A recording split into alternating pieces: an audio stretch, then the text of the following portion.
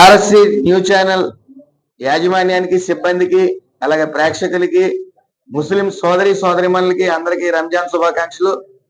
మరి ఎన్డీఏ కూటమి ఏర్పడిన తర్వాత రాష్ట్ర ప్రజలందరూ కూడా స్వేచ్ఛగా తిరుగుతూ ఉన్నారు. స్వేచ్ఛ అనేది నిజంగా 5 సంవత్సరాల తర్వాత స్వేచ్ఛ అనేది చూస్తా ఉన్నారు.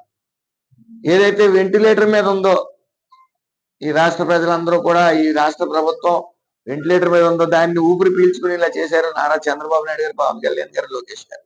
మరి 8 లక్షల కోట్లు పెట్టుబడి 9 నెలల్లో తీసుకొచ్చి సుమారు 10 లక్షల ఉద్యోగాల వరకు భర్తీ చేయడానికి సర్వం సిద్ధం చేశారు.